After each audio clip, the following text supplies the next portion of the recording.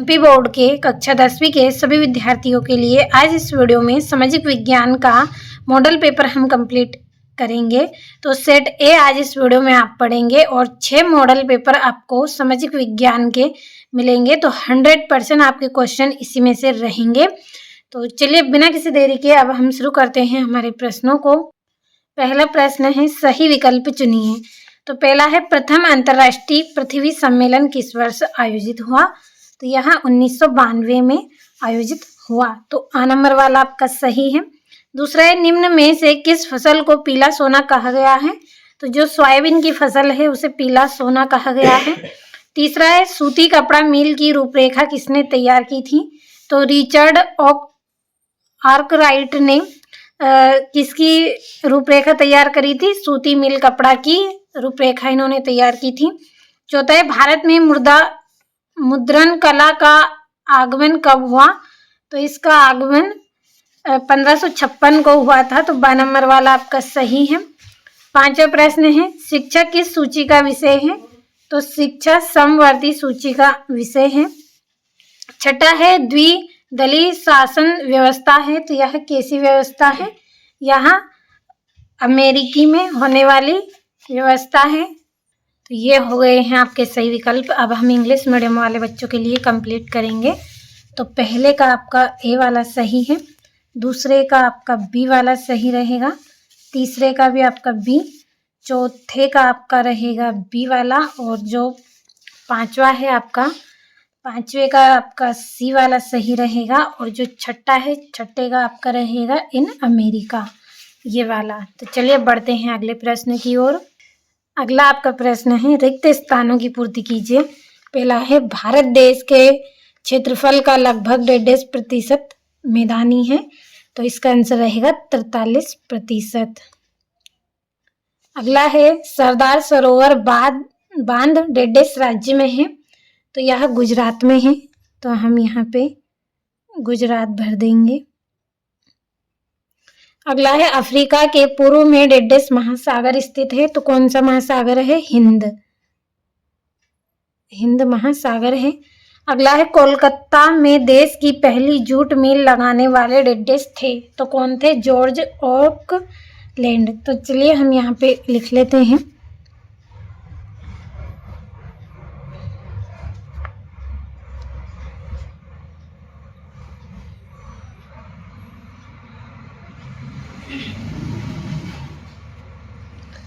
अब अगला है आपका, राष्ट्रवाद की पहली अभिव्यक्ति सन डेडेस में फ्रांसीसी क्रांति के साथ हुई। तो इसका आएगा 1790। अगला है, बेल्जियम डेडेस महाद्वीप का एक छोटा सा देश है। तो किसका है? ये यूरोप का। तो इसमें आपका ये यूरोप हो गया। अब यहाँ से इंग्लिश मीडियम वाले बच्चों के लिए पहले ही कंप्लीट करके रखा है, तो अच्छे से आपको कंप्लीट कर लेना है इन प्रश्नों को। अगला प्रश्न सत्य लिखिए। पहला है, आरक्षित वनों को सर्वाधिक मूल्यवान माना जाता है। तो ये आपका यहाँ पे सत्य रहेगा। सत्य क्यों रहेगा? क्योंकि इससे हमें महत्वपूर्ण लकड़ी है, इस तरह से महत्वपूर्ण गन उत्पाद हमें मिलते हैं, इसलिए ये क्या है, हमारे लिए बहुत ही मूल्यवान है। वन क्या है? एक मूल्यवान संपदा है। अनेक तरह के फायदा हमें मिलते हैं इससे, इसलिए आपका ये सत्य रहेगा। अगला है, पहला मुद्रण प्रेस भारत में 1556 में पुर्तगालियों द्वारा गोवा में स्थापित किया गया था। तो ये आपका क्या रहेगा? यहाँ पे सत्य रहेगा। दूसरा वाला भी आपका क्या है? सत्य रहेगा।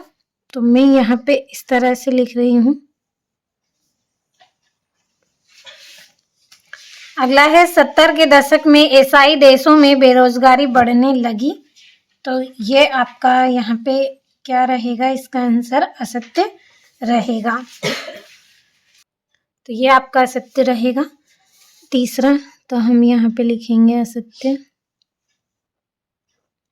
अगला है, घरेलू हिंसा कानूनी अपराध है। तो ये आपका एकदम सत्य रहेगा, क्योंकि घरेलू हिंसा एक तरह से अपराध है। अगला है, राजनीतिक दल का उद्देश्य चुनाव लड़ना व सत्ता हासिल करना है। तो ये आपका सत्य रहेगा। अगला है वैश्वीकरण से क्षेत्रीय विषमताएं कम हुई हैं, तो ये भी आपका असत्य रहेगा। अब हम यहाँ से इंग्लिश मीडियम वाले बच्चों के लिए कंप्लीट करेंगे। तो जो पहला है आपका सत्य रहेगा, तो यहाँ पे ये आपका ट्रू हो जाएगा। दूसरा भी आपका ट्रू रहेगा। जो तीसरा है वो आपका यहाँ पे असत्य है, तो यहाँ पे ये फाल्स आ जाएगा। और इसी तरह से आपका यहाँ पे चौथा सत्य है, पांचवा भी आपका सत्य रहेगा और छठा आपका क्या रहेगा, असत्य रहेगा। तो अच्छे से आपको कंप्लीट कर लेना है। अब चलिए जोड़ियों की तरफ हम बढ़ते हैं। तो आपकी यहाँ पे जोड़ी रहेगी, पहली जोड़ी है आपकी बजाज ऑटो लिमिटेड, तो इसकी जोड़ी रहेगी निजी उद्योग। निजी यानी कि हमारा स्वयं का उद्योग, तो इसका निजी उद्योग आ जाएगा। दूसरा है गांधी जी का भारत आगमन, तो गांधी जी भारत में उनका आगमन कब हुआ था, तो इसका आंसर रहेगा आपका 9 जनवरी 1915। कब हुआ था, 9 जनवरी 1915 दूसरी जोड़ी। तीसरी है स्टेपलर, तो इसकी जोड़ी आपकी रहेगी स्टेपलर ऊन को छाटने वाला, तीसरी जोड़ी। चौथी है श्रीलंका स्वतंत्र राष्ट्र बना, तो यह कब बना था, 1948 में बना था। पांचवी है सरकार का बेहतर रूप, सरकार का बेहतर रूप क्या है, लोकतांत्रिक सरकार, तो ये आपकी पांचवी जोड़ी। छठी है संगठित क्षेत्र, तो इसकी जोड़ी रहेगी आपकी कार्य के स्थान जहां रोजगार की शर्तें नियमित है, तो ये यहाँ पे आपकी छठी जोड़ी। तो ये हो गई आपकी जोड़ियाँ। चलिए बढ़ते हैं अगले प्रश्न की ओर। यहाँ से इंग्लिश मीडियम वाले बच्चों के लिए जोड़ियाँ भी कंप्लीट कर दी हैं। अब अगला आपका जो प्रश्न है, एक वाक्य में उत्तर दीजिए। तो आपका यहाँ पे पहला है BHEL उद्योग कहाँ पर स्थित है, तो यह जो उद्योग है यह झांसी, भोपाल, हरिद्वार आदि स्थानों पर स्थित है। तो हम यहाँ पे 2 स्थानों के नाम लिखेंगे। पहला नाम हम यहाँ पे लिख लेंगे झांसी, दूसरा हम लिख लेंगे भोपाल, आदि स्थान पर है। अगला है साइमन कमीशन भारत कब आया, तो यहाँ 1928 में भारत आया, तो 1928। अगला है फ्रेडरिक सोर्यू कौन था, तो एक फ्रांसीसी कलाकार थे ये, तो हम यहाँ पे लिखेंगे एक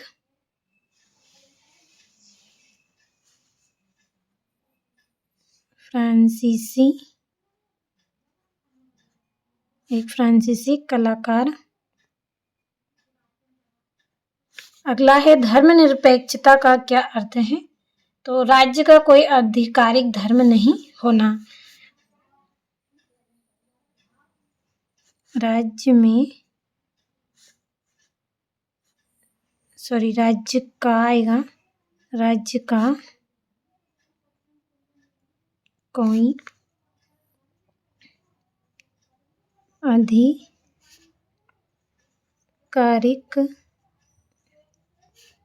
धर्म नहीं होना। अगला है अर्थव्यवस्था को कितने क्षेत्रकों में विभाजित किया गया है, तो 3 क्षेत्र में विभाजित किया गया है। अगला है भारत में करेंसी नोट कौन जारी करता है, तो भारतीय रिजर्व बैंक करती है, भारतीय